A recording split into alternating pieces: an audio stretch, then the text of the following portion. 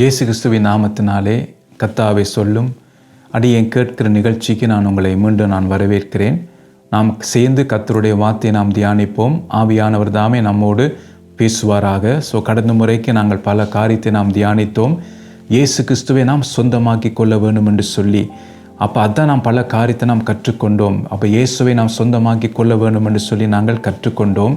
அதனால் பார்த்தீங்கன்னா, ஏன் நாம் அதை இயேசுவை சொந்தமாக்கி கொள்ள வேண்டும் என்றால், நமக்கு சொந்தமாக்கி கொள்ள வேண்டும் என்றால், இயேசு தான் சொல்லுகிறார், நானே வழியும் சத்தியமும் ஜீவனமாக இருக்கிறேன் என்று சொல்லி. இந்த 3 காரியத்தை நாம் ஆழமாக தியானித்தோம். ஏன் இயேசு அப்படி சொன்னார் என்று சொல்லி. ஏனென்றால் அந்த உலகத்திலே பார்க்குறதெல்லாம் பார்த்தீங்கன்னா எல்லாம் மாயை என்று சொல்லி பிரசங்கி சொன்னது போல, எவ்வளோ நாம் பிரயாசப்பட்டாலும் அதால் நமக்கு எந்த நன்மையும் இருக்காது. ஏதாவது குறை நமக்கு இருக்க தான் செய்யும். அதனால் தான் இயேசுவை நாங்கள் பிடித்து கொண்டோம் என்றால் அவர் நம்மை நடத்துவார் இந்த ஆண்டிலே. அந்த காரியத்தை நாம் தியானித்தோம். இன்றைக்கு நாம் தியானிப்போம் என்னென்றால், எப்படி இயேசுவை நாம் சொந்தமாக்கி கொள்வது. அதுதான் கற்றுக்கொள்ளப் போகிறோம். ஏனென்றால் இயேசுவை நாம் சொந்தமாக்கி கொண்டால்தான் பாருங்கள், நாம் பரலோக ராஜ்யத்துக்கு போக முடியும். என்றால் அவர் தான் வழி என்று சொல்லி நாங்கள் கற்றுக்கொண்டோம். பாருங்கள், இயேசுவை எப்படி நாம் சொந்தமாக்கி கொள்வது. பாருங்கள், அதை நாங்கள் பார்த்தோம். மத்தேயு 13ஆம் அதிகாரம் 44ஆம் அதிகாரத்தை நாங்கள் வாசித்தோம். பார்த்துங்க, திரும்பமாக அந்த வசனத்தை வாசிக்கிறேன், அது உங்களுக்கு ஞாபகத்துக்காக. அன்றியும் பரலோக ராஜ்யம் நிலத்தில் புதைத்திருக்கிற பொக்கிஷத்துக்கு ஒப்பாயிருக்கிறது. அதை ஒரு மனுஷன் கண்டு மறைத்து அதை பற்றிய சந்தோஷத்தினாலே போய் தனக்கு உண்டான எல்லாவற்றையும் விற்று அந்த நிலத்தை கொள்ளுகிறான் என்று சொல்லி நாங்கள் பார்க்கிறோம். அப்போ முதலாவது இயேசுவை நான் எப்படி சொந்தமாக்கி கொள்வது என்று சொன்னால், எப்போ எனக்கு பரலோக ராஜ்யம் பொக்கிஷம் என்ற எண்ணம் வருகிறதோ அப்பத்தான் நான் இயேசுவை எனக்கென்று நான் சொந்தமாக்கி கொள்வேன். பாருங்கள், திரும்ப நான் சொல்லுகிறேன் உங்களை விளங்கிக் கொள்வதற்காக.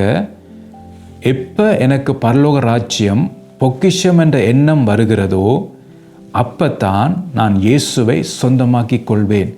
பாருங்கள், இயேசு சொன்ன அந்த உவமையினாலே நாம் கற்றுக்கொள்ள முடியும். பாருங்கள், அந்த உவமை வடிவாக அந்த காரியத்தை சொல்லுகிறது. பாருங்கள், பரலோக ராஜ்யம் நிலத்தில் புதைத்திருக்கிற பொக்கிஷத்துக்கு ஒப்பாக இருக்கிறது. பாருங்கள், அந்த பரலோக ராஜ்யம் எப்படியாம் நிலத்துக்குள்ளே புதைத்திருக்கிற ஒரு பொக்கிஷம். ஆனால் பாருங்கள், ஒரு மனுஷன் என்ன செய்கிறானா, அதை கண்டுபிடிக்கிறான். அவன் கண்டுபிடித்து என்ன செய்கிறான், அவன் முதலாவது மறைத்து கொள்ளுகிறான். பாருங்கள், அது மறைத்துன்னு பார்த்தீங்கன்னா உங்களுக்கு தெரியும். அந்த விதைக்கிற உவமையை பார்க்கும்போது, அந்த விதையை விதைக்கும் போது என்ன செய்கிறான் என்றால், நாம் உணராமல் இருக்கும்போது, அந்த வார்த்தையை கேட்டு உணராமல் இருக்கும்போது பிசாசு அந்த வார்த்தையை திருடுகிறான்னு சொல்லி நாங்கள் பார்க்கிறோம். அப்போ அதே மாதிரி இங்கே சொல்லப்படுகிறது, அந்த பரலோக ராஜ்யத்தை நான் கண்டுட்டேன், அதனால் நான் மறைக்கிறேன், அது எனக்கு சொந்தமாக்கி கொள்வதற்காக. பாருங்கள், அப்படி தான் ஏதோ ஒரு காரியத்தை நான் எனக்கு சொந்தமாக்க வேணும் என்றால் முதலாவது நான் என்ன செய்வேன்டா, மற்றவருடைய கண்களிலே அதை மறைத்து கொள்வேன். எனக்கென்று சொந்தமாக்குவதற்கு அதை நான் மறைப்பேன். அதான் நீங்கள் நாங்கள் பார்க்கிறோம். முதலாவது நாம் கண்ணால் என்ன செய்கிறோம் என்றால், புதைத்திருக்கிற பரலோக ராஜ்யத்தை நாம் கண்டுபிடிக்கிறோம். அப்போ இன்றைக்கு பார்த்தீங்கன்னா பரலோக ராஜ்யம் நமக்கு ஒரு பொக்கிஷமாக நம்முடைய வாழ்க்கையிலே வர வேண்டும். ஆனால் கவலைக்குரிய விஷயம் என்னவென்றால், இன்றைக்கு உலக காரியங்கள் தான் அநேகருக்கு, கிறிஸ்தவர்களுக்கும் கூட உலக காரியங்கள், அது பணம், படிப்பு, உலக மேன்மைகள், பாருங்கள், சொத்து, வீடு, வாசல்னு சொல்லி இப்படி சொல்லிக்கொண்டே போகலாம். அதுதான் அவங்களுடைய பார்வையிலே அது பொக்கிஷமாக இருக்கிறது. பாருங்கள், பணம் ஒரு பொக்கிஷமாக இருக்கிறது, படிப்பு ஒரு பொக்கிஷமாக இருக்கிறது. பாருங்கள், காணி, பாருங்கள், நிலம், பாருங்கள், வீடு, வாசல், இதெல்லாம் பார்த்தீங்கன்னா அவங்களுக்கு பொக்கிஷமாக இருக்கிறது. அப்போ அவங்களுடைய எண்ணத்திலே அது ஒரு உயர்ந்த மதில் போல் இருக்கிறது அவர்களுடைய பார்வையிலே. அப்போ அதனால்தான் அதை பிடித்து கொண்டு இருக்கிறார்கள். பாருங்கள், நகைகள் எல்லாம் பார்த்தீங்கன்னா பேங்க் லோக்கரில் போட்டு வைக்கிறார்கள். ஏண்டா மதிப்பு உள்ள காரியங்கள். பாருங்கள், பணம் எல்லாம் பார்க்கும்போது பார்த்தீங்கன்னா அந்த பணத்துக்காக பிரயாசப்படுகிறார்கள். பாருங்கள், தங்களுடைய பலத்தை கொடுக்கிறார்கள். சில பேர் பார்த்தீங்கன்னா 2-3 வேலை செய்வார்கள். பாருங்கள், அப்போ நித்திரை இல்லாமல் கூட அந்த பணம் சம்பாதிக்கிறதுக்காக அவர்கள் என்ன செய்வார்கள் என்றால், தங்களுடைய சரீர பலத்தை கூட மிஞ்சி அவர்கள் கிரியை செய்வார்கள் அந்த பணத்தை சம்பாதிக்கிறதுக்கு. ஏனென்றால் அது பொக்கிஷம் அவர்களுக்கு. அதனால தான் அவர்கள் எப்படியாவது அந்த பணத்தை நான் எனக்கென்று எடுத்துக்கொள்ள வேண்டும், அதை சொந்தமாக்கி கொள்ள வேண்டும் என்று சொல்லி அவர்கள் பிரயாசப்படுகிறார்கள். ஆனால் அந்த உவமையை நாங்கள் பார்க்கும்போது அந்த மனுஷன் என்ன பார்த்தீங்கன்னா அந்த பரலோக ராஜ்யத்தை கண்டுபிடிக்கிறான். அப்போ இன்றைக்கு நானும் நீங்களும் இந்த உலக வாழ்க்கையில் வாழ்கிறோம். நாம் பரலோக ராஜ்யத்தை கண்டுபிடிக்க வேண்டும். அப்போ பரலோக ராஜ்யத்தை கண்டுபிடித்தால்தான் பாருங்க நாம் என்ன செய்வோம், அதை மறைத்து என்றால் நான் எனக்கென்று நான் சொந்தமாக்கி கொள்வேன், அதை எனக்கென்று நான் எடுத்துக்கொள்வேன். அடுத்தது பார்த்தீங்கன்னா என்ன சொல்லுகிறது, அதை பற்றிய சந்தோஷம். இன்றைக்கு எது நமக்கு சந்தோஷம் தருகிறது பாருங்க, உலக காரியங்கள் தான் இன்றைக்கு அநேகருக்கு சந்தோஷத்தை கொடுக்கிறது. பாருங்க, பணக்காரரை பாருங்க, பேங்க் பேலன்ஸை குறித்து சந்தோஷமா இருக்கிறார்கள். இவ்வளவு லட்சம் நான் வைத்திருக்கிறேன், இவ்வளவு கோடிக்கணக்கான பணம் என் பேங்க்ல இருக்கிறது, என்னுடைய சந்ததிக்கெல்லாம் நான் சேர்த்து வைத்திருக்கிறேன், ஆகவே எனக்கு எந்த குறையில்லாதபடிக்கு என்னுடைய வாழ்க்கையை நான் வாழ முடியும். பாருங்க, அப்போ அதான் நாங்கள் பார்க்குறோம், அது அவங்களுக்கு சந்தோஷத்தை கொடுக்கிறது. பாருங்க எப்படி பாருங்க, யூதாஸ் அந்த பணப்பையை சுமந்து கொண்டு போவதிலே அவனுக்கு ஒரு சந்தோஷம். இப்படி பல பேருக்கு பல சந்தோஷம் கொடுக்குற இந்த உலகத்திலே. பல பேருக்கு பார்த்தீங்கன்னா பொருள் சம்பாதிக்கிற பொருள் வாங்குவது ஒரு சந்தோஷத்தை கொடுக்கிறது. சில பேருக்கு பார்த்தீங்கன்னா சாப்பிடுவது ஒரு சந்தோஷத்தை கொடுக்கிறது. அவங்க சாப்பிடுவது தான் அவங்களுடைய மெயின் நோக்கமாக இருக்கும். அதுக்கு தான் அதிக பணத்தை அவர்கள் கொடுப்பார்கள். நல்லா டேஸ்டாக சாப்பிட வேண்டும், நல்லா திருப்தியாக சாப்பிட வேண்டும். இப்படி பல பேர் பார்த்தீங்கன்னா உலகத்திலே காணப்படுகிற பல சந்தோஷத்துக்கு பின்னால் போய்கொண்டிருக்கிறார்கள். ஆனால் வேதத்தில் நாங்கள் பார்க்குறோம் பரலோக ராஜ்யம் நமக்கு சந்தோஷமாக இருக்க வேண்டும். அப்போ தான் என்னுடைய சிந்தனை மாறும், என்னுடைய செய்கை மாறும், என்னுடைய வாழ்க்கை மாறும். ஏனென்றால் அந்த பரலோக ராஜ்யத்தை நான் எப்படியாவது சுதந்திரித்து கொள்ள வேண்டும் என்ற அந்த எண்ணம், அந்த வாஞ்சை, அந்த சந்தோஷம் எனக்குள் உண்டாகும். பாருங்கள், அதனால பார்த்தீங்கன்னா என்ன செய்கிறான் பார்த்தீங்கன்னா தனக்கு உண்டான எல்லாவற்றையும் விற்று, அப்போ தனக்கு உண்டானதை விற்கிறதுக்கு அதுக்கு முதல் பார்த்தீங்கன்னா என்ன ப்ரொசஸ் கடந்து போக வேண்டியதாக இருக்குன்னு சொல்லி பாருங்கள். அந்த மனிதன் பல ப்ரொசஸை கடந்து வந்த பிறகுத்தான் தனக்கு உண்டான எல்லாவற்றையும் அவன் என்ன செய்கிறான், அதை விற்று போடுகிறான். பாருங்க, முதல் காண்கிறான் பரலோக ராஜ்யத்தை புதைத்திருக்கு, அதை கண்டுபிடித்துட்டான். ரெண்டாவது அதை மறைக்கிறான், தனக்கு சொந்தமாக்கி கொள்ள பிரயாசப்படுகிறான். பாருங்க, அதை பற்றிய சந்தோஷம் அவனுக்கு உண்டாகிறது. அதுக்கு பிறகு அவன் என்ன செய்கிறான், தனக்கு உண்டான எல்லாவற்றையும் விற்று அந்த நிலத்தை கொள்ளுகிறான். பாருங்க, அந்த பொக்கிஷம் புதைத்திருக்கிற அந்த நிலத்தை அவன் தனக்கென்று எடுத்து கொள்ளுகிறான். பாருங்க, அதே போலத்தான் நானும் நீங்களும் நம்முடைய பார்த்தீங்கன்னா கிறிஸ்தவ வாழ்க்கையை, நம்முடைய இரட்சிப்பை இப்படித்தான் நாம் பாதுகாக்க வேண்டும் என்ற பிசாசு ஒரு பக்கம் பார்த்தீங்கன்னா கெச்சிக்கிற சிங்கம் போல எவனை விழுங்கலாமோ வென்று பாருங்க அவன் மகை தேடி சுற்றி திரிகிறான் என்று சொல்லி நாங்கள் பார்க்கிறோம். அதனால தான் வேதம் சொல்லுகிறது, தெளிந்து புத்தி உள்ளவர்களாய் விழித்திருங்கள் என்று சொல்லி. அப்போ இன்றைக்கு நானும் நீங்களும் தெளிந்து புத்தியும் பாருங்க அந்த விழிப்புணர்வும் நமக்கு அவசியம் தேவை. இல்லாவிட்டால் சத்துரு என்ன செய்வான் என்றால் உலகத்தை காட்டி நம்மை இழுத்து விடுவான். பாருங்க, இயேசுவிடத்தில் அவன் பார்த்தீங்கன்னா ட்ரை பண்ணினான். பாருங்க, அதான் உங்களுக்கு பல முறையை நான் சொல்லியிருக்கிறேன். உயர்ந்த மலையிலே கொண்டு போய் பாருங்க உலகத்தின் ராஜ்யத்தை எல்லாம், உலகத்தின் மகிமை எல்லாவற்றையும் காண்பித்து, நீர் என்னை தாழ விழுந்தீரென்றால் இவையெல்லாம் நான் உமக்கு தருவேன். பாருங்க, அப்போ அதுதான் பிசாசு ட்ரை பண்ணுவான். உலக காரியங்கள், உலக மேன்மைகளை காட்டுவான். அதை ஒரு ஆசையை கொண்டு வர வைப்பான். அதை பாருங்க, அதை அவன் அந்த காட்டும் போது நமக்கு ஒரு இழுப்பு சக்தி போல அந்த காரியம் நமக்கு இழுக்க வைக்கும். அதான் நான் பார்க்கும்போது, ஏவாளை பார்க்கும்போது பிசாசு சொல்லும் போது பார்த்தீங்கன்னா அந்த கனியை பார்க்கும்போது இச்சிக்கத்தக்க கனியாக, விரும்பப்படத்தக்க கனியாக, புசிப்புக்கு நல்லத்தக்க கனியாக அவளுக்கு பாருங்க ஏவாளுக்கு தெரிந்தது. உடனே பறித்தாள். அப்படித்தான் பிசாசு நம்ம ஆசையை காட்டுவான், நம்முடைய கண்ணாலை பார்க்க வைப்பான், உலகத்தையே பார்க்க வைப்பான். அதான் வேதம் சொல்றது கொலைசீர் 3ஆம் அதிகாரத்திலே பாருங்க, கீழானவைகள் அல்ல மேலானவைகளை நாம் நோக்க வேண்டும் என்று சொல்லி, மேலானவைகளை நாம் நோக்க வேண்டும். அப்போ நாம் கீழானவைகளை பார்த்தோம் என்றால் அதில் நமக்கு ஒரு ஆசை வரும், காலப்போக்கில் இச்சை வரும் நமக்கு. அப்போ நம்முடைய பிரயாசம், நம்முடைய ஜெபம் எல்லாம் உலக தேவைக்காக மாத்திரம்தான் இருக்கும். மேலானவைகளுக்காக நாம் பிரயாசப்பட மாட்டோம், மேலானவைகளுக்காக நாம் கிரியை செய்ய மாட்டோம், அதை நாம் வாஞ்சிக்க மாட்டோம். பாருங்க, அத்தை இங்கே மனுஷன் பார்த்தீங்கன்னா அவன் கண்டு மறைத்து அதை பற்றிய சந்தோஷத்தினாலே அவன் போய் தனக்கு உண்டான எல்லாவற்றையும் அவன் என்ன செய்கிறான், அவன் வித்து விடுகிறான். பாருங்க, தன் பிலிப்பியர் 3ஆம் அதிகாரம் 7-8 வசனங்களை நான் வாசிக்கிறேன். அப்போது தான் நான் சொல்லுவது உங்களுக்கு அதை விளங்கிக் கொள்வீங்க. ஆகிலும் எனக்கு லாபமாய் இருந்தவைகள் எவைகளோ அவைகளை கிறிஸ்துவுக்காக நஷ்டமென்று எண்ணினேன். அது மாத்திரமல்ல, என் கர்த்தராகிய கிறிஸ்து இயேசுவை அறிகிற அறிவின் மேன்மைக்காக எல்லாவற்றையும் நஷ்டமென்று எண்ணிக்கொண்டிருக்கிறேன். பாருங்க, இந்த வார்த்தையை கேட்கும் போது எவ்வளோ ஒரு ஆச்சரியமாக இருக்கிறது. பாருங்க, படித்த மனுஷன் சொல்லுகிற வார்த்தை பார். அவர் என்ன சொல்லுகிறார்? எனக்கு லாபமாய் இருந்த எவைகளோ அவைகளை கிறிஸ்துவுக்காக நஷ்டமென்று எண்ணினேன். இன்றைக்கு நாம் பார்த்தீங்கன்னா நமக்கு லாபமாக இருக்கிறதை நஷ்டமென்று நாம் சொல்ல முடியுமா? நமக்கு இருக்கிற பணத்தை நாம் நஷ்டமென்று சொல்ல முடியுமா? நாம் படித்த படிப்பை அது நஷ்டம், குப்பை என்று நாம் சொல்ல முடியுமா? சொல்ல முடியாது. ஏனென்றால் அது நமக்கு பொக்கிஷம். ஆனால் எப்போ பரலோகம் நமக்கு பொக்கிஷமாய் வருகிறதோ அப்பத்தான் பவுல் சொன்னது போல நாம் சொல்ல முடியும், எனக்கு லாபமாக இருந்தவைகள் எவைகளோ அவைகளை கிறிஸ்துவுக்காக நஷ்டம் என்று எண்ணினேன். பாருங்க, அப்போ தான் நான் சொல்ல முடியும். அப்போ இதுதான் நாம் வாஞ்சிக்க வேண்டும். அப்போ பரலோக ராஜ்யத்தை ஒரு பொக்கிஷமாக நாம் எண்ண வேண்டும். அதை நாங்கள் அங்கே வாசிக்கிறோம் அந்த உவமையிலே. அதை அந்த பொக்கிஷமாக எண்ணினால்தான் நமக்கு இருக்கிற எல்லாவற்றையும் நாம் விற்று அதை நாம் விட முடியும் அந்த காரியத்தை. பாருங்க, உங்களுக்கு தெரியும், அந்த ஐஸ்வர்யமான வாலிபன் எல்லாம் ஞாபகமானத்தை எல்லாம் கை கொண்ட மனுஷன், சிறு வயதிலிருந்து அவன் கை கொண்டவன் தான். ஆனால் அவன் பாருங்க ஐஸ்வர்யவனாய் இருந்தான். அப்போ ஆண்டவர் சொல்ல, நீ பூரண சற்குணனாய் இருக்க விரும்பினால் உனக்கு இருக்கிற எல்லாவற்றையும் விற்று தரித்திரத்துக்கு கொடு, அதற்கு பிற்பட என்னை பின்பற்றி வா என்று சொல்லுகிறார். அப்போ இந்த வார்த்தையை கேட்டவுடனே அவன் துக்கத்துடன் போய்விட்டான். விருப்பம் இருந்தது அவனுக்கு, நித்திய ஜீவனுக்குள் பிரவேசிக்க வேண்டும் என்று விருப்பம் இருந்தது.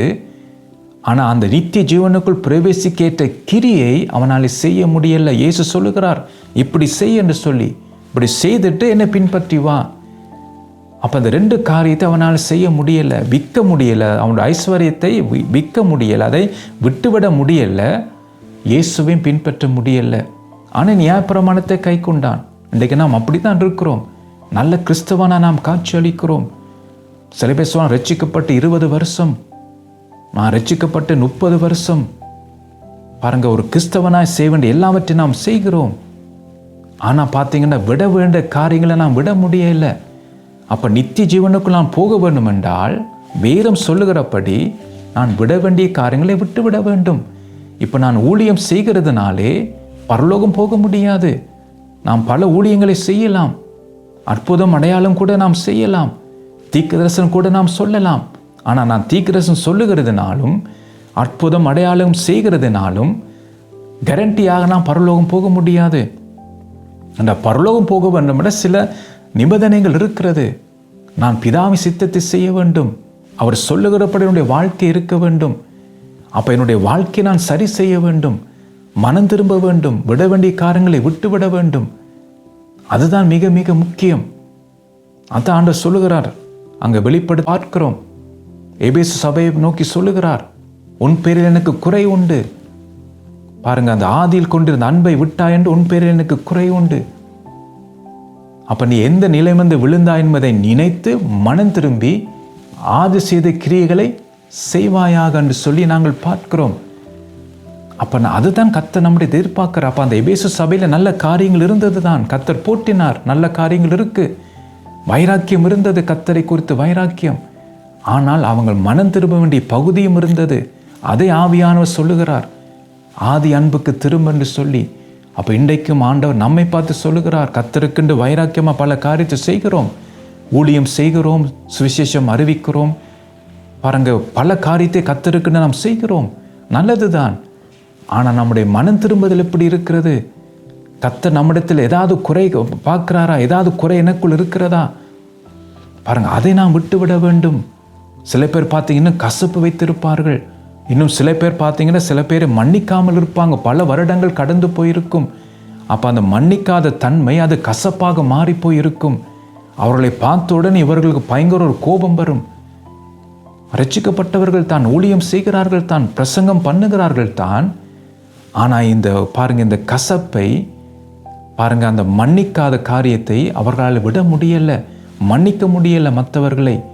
அப்போ இதனாலே பரலோகம் போக முடியாது. எவ்வளோ நாம் ஊழியம் செய்தாலும், கர்த்தருக்குன்னு எவ்வளோ ஆத்துமாக்களை ஆதாயப்படுத்தினாலும், நான் இந்த காரியத்தை சரி செய்யாட்டால் நித்திய ஜீவனுக்குள் நான் காலடி வைக்க முடியாது. அப்போ ஆண்டவர் நம்மை பார்த்து என்ன சொல்வார் என்றால், உங்களை நான் அறியேன் என்று, அக்கிரமக்காரரை என்னை விட்டு அகன்று போங்கள் என்று சொல்லுவார். அப்போ அந்த நிலைமை வரக்கூடாது என்பதற்காகத்தான் நாங்கள் பார்க்கிறோம் இந்த காரியங்களை. அப்போ பவுல் அப்போஸ்தலன் சொல்லுகிறார், எனக்கு லாபமாக இருந்தவைகள் எவைகளோ அவைகளை கிறிஸ்துவுக்காக நஷ்டம் என்று எண்ணினேன். அப்போ எப்போ பாருங்கள் இந்த காரியம் எனக்கு வருமென்றால், பரலோக ராஜ்யம் எனக்கு பொக்கிஷமாக மாறும்போது தான் இந்த வார்த்தையின்படி என்னுடைய வாழ்க்கை இருக்கும். இது நம்மாலேயும் இதை சொல்ல முடியும் இந்த காரியத்தை. அடுத்தது பார்த்தீங்கன்னா, அது மாத்திரமா அதோடு நிப்பாட்டல பவுல் அப்போஸ்தலன், அதோடு நிப்பாட்டல. அடுத்தது சொல்லுகிறார், என் கர்த்தராகிய கிறிஸ்து இயேசுவை அறிகிற அறிவின் மேன்மைக்காக. பாருங்க, அப்போ கிறிஸ்துவை அறிகிற அறிவின் மேன்மை என்று சொல்லுகிறார். இன்றைக்கு எது நமக்கு மேன்மையாக இருக்கிறது? இன்றைக்கு பல பெற்றோருக்கு பிள்ளைகளின் படிப்பு அது மேன்மையாக இருக்கிறது. ஆனால் கர்த்தரை குறித்து அறிகிற அறிவை குறித்து அது குறித்து அவங்க சிந்திக்க மாட்டாங்க. என் பிள்ளை படித்தா நல்லா படித்தா காணும் என்று சொல்லி அதில் அவர்கள் திருப்தியாக இருப்பார்கள், அதை அவர்கள் வாஞ்சிப்பார்கள். ஆனால் தேவனே அறிகிற அறிவை என் பிள்ளைக்கு வர வேண்டும் என்று சொல்லி வாஞ்சிக்க மாட்டாங்க. அது அவங்களுக்கு அது பொக்கிஷமாய் கூட இருக்காது.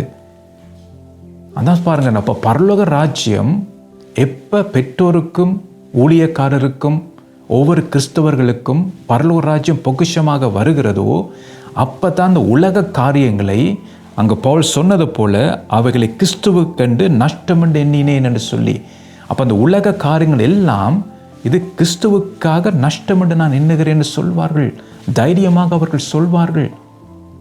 பாருங்க, எலிசாவை நாங்கள் பார்க்கும்போது நாகமான் பார்த்தீங்கன்னா காணிக்கை கொண்டு வந்தான் தான். பாருங்க, அந்த காணிக்கை அவர் எடுத்திருக்கலாம். ஆனால் அவர் பார்த்தீங்கன்னா அவன் நாகமான் வருந்தி கேட்டாலும் கூட அதை நான் வாங்க மாட்டேன் என்று சொல்லி அவர் தடுத்தார் எலிசா. அது மேல் அவருக்கு எந்த பற்றுதலும் இல்லை. இந்த கர்த்தர் அவரோடு கூட இருக்கிறார். ஆனால் பார்த்தீங்கன்னா கேயாசியை பார்க்கும்போது அந்த நாகமான் கொண்டு வந்த அந்த காரியத்திலே அவனுடைய இருதயம் அங்கே பார்த்தீங்கன்னா பதிந்தது. அது அவனுக்கு பொக்கிஷமாக மாறினது. பாருங்க, அதனால தான் நாகமானுக்கு பின்னாலே போய் எப்படியாவது அதை நான் வாங்கி கொள்வேன் என்று போய் அவன் வாங்கிட்டான். தன்னுடைய கெட்டித்தனத்தை வைத்து, தன்னுடைய ஞானத்தை வைத்து, தன்னுடைய புத்தியை வைத்து அந்த நாகமான் கொண்டு வந்த அந்த பொக்கிஷத்தை அவன் தனக்கென்று எடுத்துக்கொண்டான். இப்போ இன்றைக்கு நாம் பார்த்து நம்முடைய ஞானத்தை வைத்து, நம்முடைய திறமையை வைத்து நாம் பணம் சம்பாதிக்கலாம். பாருங்கள், பல காரியத்தை நாம் சம்பாதிக்கலாம். ஆனால் அதால் வருகிற விபரீதம் நமக்கு தெரியாது. இன்றைக்கு பணம் இருக்கும், படிப்பு இருக்கும், வசதி இருக்கும். ஆனால் காலப்போக்கில் அதால் என்னென்ன தீமை வருகிறது என்று சொல்லி பாருங்க நமக்கு தெரியாமல் இருக்கும். நாகமானுக்கு பார்த்தீங்கன்னா கொண்டு வந்த பொக்கிஷத்தை பாருங்க கேயாசி எடுத்துட்டான். ஆனால் அதுக்கு பின்பான அவனுக்கு வர வேண்டிய காரியங்கள், அவனை வருகிற அந்த விபரீதத்தை அவனுக்கு தெரியல. நாகமானுக்கு வந்த அந்த குஷ்ட ரோகம் அவனுக்கு வந்தது. அவனுக்கு மாத்திரமல்ல, அந்த சாபம் சந்ததிக்கே வந்தது. பாருங்க, அதுக்கு என்ன காரணம்? நாகமான் கொண்டு வந்த அந்த பொருட்கள் மீது அவனுடைய இருதயம் பதிந்து அது பொக்கிஷமாக அவன் எடுத்தான். அவன் வெறுக்க முடியல. அதான் நாங்கள் பார்க்கிறோம். அப்போ இந்த நிலைமை தான் நமக்கு வராதபடிக்கு நாம் காத்துக்கொள்ள வேண்டும். அதனால் தான் ஆவியானவர் நம்மோடு பேசிக்கொண்டிருக்கிறார். அப்போ இன்றைக்கு உலக காரியங்கள் நாம் மேன்மையாக எண்ணுகிறோமா அல்லது நஷ்டம் என்று நாம் எண்ணுகிறோமா? அப்போ இன்றைக்கு நமக்கு எது மேன்மையாக இருக்கிறது? கிறிஸ்துவை அறிகிற அறிவு அது எனக்கு மேன்மையாக இருக்கிறதா? அதற்காக நாம் பிரயாசப்படுகிறோமா? ஆண்டவரே, உம்மை நான் அறிவதற்கும் உமது கண்கள் எனக்கு கிருபை கிடைப்பதற்கும் உம்முடைய வழி எனக்கு காண்பியும் என்று சொல்லி மோசே கேட்டது போல நானும் நீங்களும் கேட்கிறோமா? ஆண்டவரே, உம்மை நான் அறிய வேண்டும், உம்முடைய மகிமையை நான் பார்க்க வேண்டும். ஆண்டவரே, உம்முடைய சமூகத்தில் நான் களி கூற வேண்டும். ஆண்டவர், நீர் என்னோடு பேச வேண்டும். ஆண்டவரே, அதை நாம் வாஞ்சிக்கிறோமா? பாருங்க, அப்போ நம்முடைய இருதயம் எந்த பொக்கிஷத்தாலே நிறைந்திருக்கிறதோ அதற்கேற்ற விதமாகத்தான் என்னுடைய ஜெபமும் இருக்கும். அப்போ உலக காரியங்கள் எனக்கு பொக்கிஷமாக இருக்கும்போது அப்போ என்னுடைய ஜெபமும் இந்த உலக வாழ்க்கைக்காகத்தான் நான் ஜெபித்து கொண்டிருப்போம். எப்போ பரலோக ராஜ்யம் பரலோகம் எனக்கு பொக்கிஷமாய் வருகிறதோ, அப்போ நான் என்ன செய்வேன் என்றால் பரலோக ராஜ்யத்துக்கு கேட்ட கிரியைகளை நான் செய்வேன். பரலோக ராஜ்யத்துக்கு கேட்ட ஜெபங்களை நான் செய்வேன். அங்கே நான் போவது கேட்ட ஜெபத்தை நான் செய்வேன். நம்மை பரிசோதித்து பார்ப்போம். ஏதாவது விதத்திலே நாம் தவறுகிறோமா, கர்த்தருடைய வார்த்தை மீறி நடந்திருக்கிறேனா என்று நாம் பரிசோதித்து பார்த்து நாம் மனம் திரும்புவோம். ஏனென்றால் பரலோக ராஜ்யம் நமக்கு பொக்கிஷமாக இருக்கிறது. அப்போ அதற்காகத்தான் நாம் பிரயாசப்படுவோம். அப்போ இங்கே தான் நான் பார்த்தீங்கன்னா இங்கே பவுல் அப்போஸ்தலன் சொல்லுகிறார், என் கர்த்தராய் கிறிஸ்து இயேசுவை அறிகிற அறிவின் மேன்மைக்காக எல்லாவற்றையும் நஷ்டமென்று எண்ணிக்கொண்டிருக்கிறேன். பாருங்க, அவர் எண்ணிக்கொண்டிருக்கிறாராம். அப்போ அதுப்பா நம்முடைய வாழ்க்கையும் அப்படித்தான் இருக்க வேண்டும். அப்போ நம்முடைய வாழ்க்கையிலே பரலோக ராஜ்யம் நமக்கு பொக்கிஷமாய் வர வேண்டும். அப்போ எப்போ நான் இயேசுவை எனக்கு சொந்தமாக்கி கொள்கிறேனோ அப்போ தான் பாருங்க ஆவிக்குரிய காரியங்கள் எல்லாம் அது எனக்கு மேன்மையாக இருக்கும்.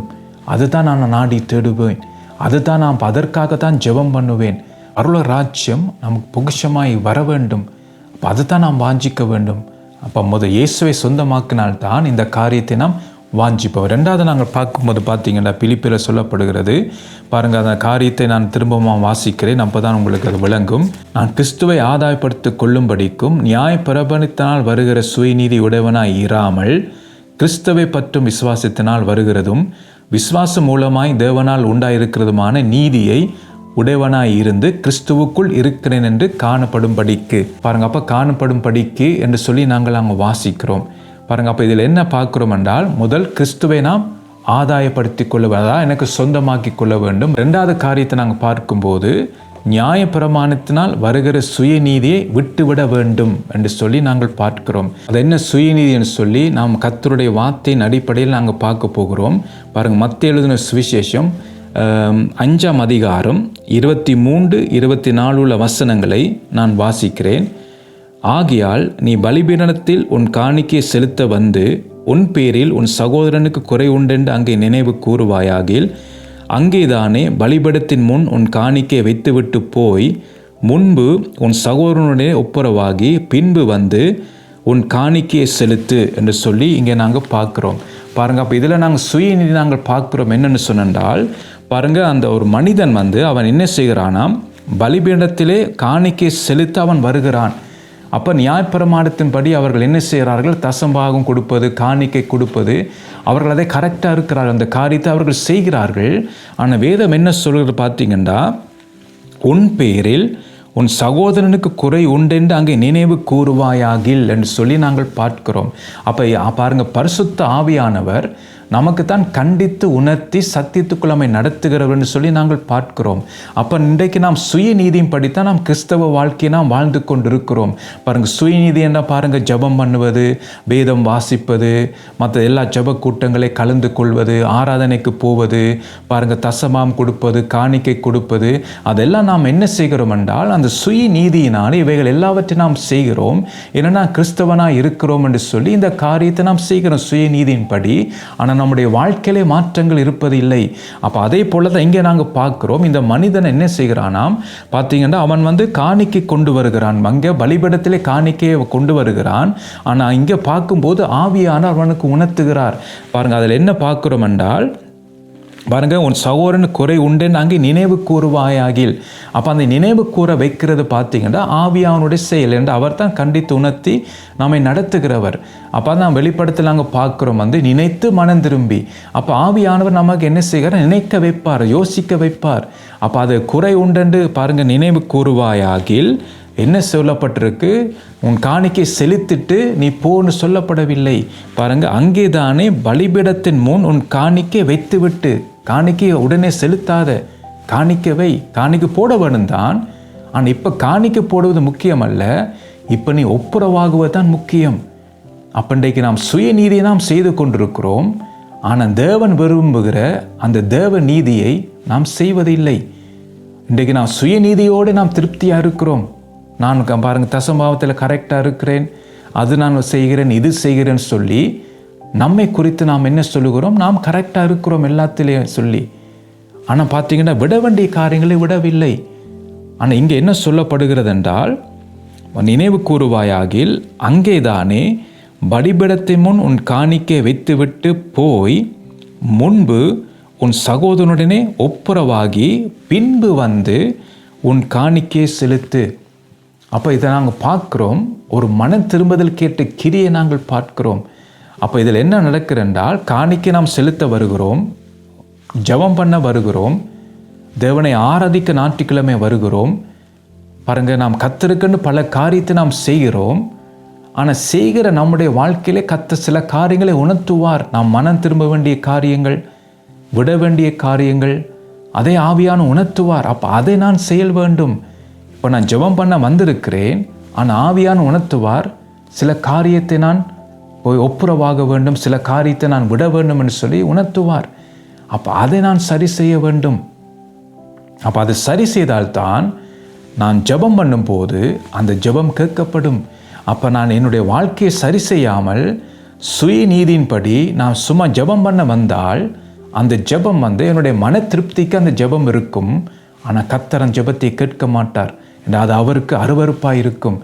அப்போ நான் தேவ நீதியின்படி என்னுடைய வாழ்க்கை இருக்க வேண்டும் என்றால் கர்த்தர் உணர்த்தும் போது நான் அந்த காரியத்தை நான் சரி செய்ய வேண்டும். அதான் இங்கே நாங்கள் பார்க்கிறோம். பாருங்கள், வெத்து விட்டு போய் காணிக்கை முதல் வை. பாருங்கள், முன்பு அதுக்கு முதல் காணிக்கை செலுத்துறதுக்கு முன்பாக உன் சகோதரனே ஒப்புரவாகி. அப்போ அந்த காரியத்தை நாம் செய்ய வேண்டும். மனம் திரும்ப வேண்டிய பகுதியிலே மனம் திரும்ப வேண்டும், விட வேண்டிய காரியங்களை விட்டு விட வேண்டும்.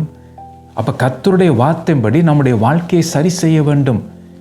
அதுக்கு பிறகு பார்த்தீங்கன்னா சொல்லப்படுகிறது, பின்பு வந்து உன் காணிக்கையை செலுத்து. காணிக்கை கொடுக்காம விடாதுன்னு சொல்ல இல்லை, காணிக்கை செலுத்த வேண்டும் நீ. ஆனால் காணிக்கை செலுத்துறதுக்கு முன்பாக நீ செய்ய வேண்டிய காரியங்களை செய்துட்டு அதுக்கு பிறகு வந்து காணிக்கை செலுத்து. பாருங்கள், அப்போ இதுதான் பாருங்கள், நாம் என்ன செய்ய வேண்டும்னா தேவ நீதியின்படி நம்முடைய வாழ்க்கையை வாழ வேண்டும். அப்போ இங்கே என்ன சொல்லப்படுகிறதுண்டா, நியாயப்பிரமாணத்தினால் வருகிற சுய நீதியை விட்டுவிட வேண்டும். அப்போ இன்றைக்கு பாருங்க, ஒரு கிறிஸ்தவனாக செய்ய வேண்டிய கடமைகள் இருக்கிறது. அந்த பழக்க வழக்கம் என்று சொல்லி நாங்கள் பார்க்கிறோம்.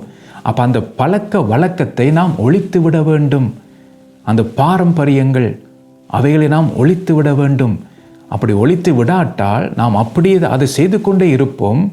ஆனால் மனம் திரும்புதல் வராது. நாங்கள் முதல் பார்த்த போல் அந்த ஐஸ்வர்யமான வாலிபன் பாருங்கள், அந்த பணத்தை, அந்த ஐஸ்வர்யத்தை அவனால் விற்க முடியலை, அதை விட்டுவிட முடியலை.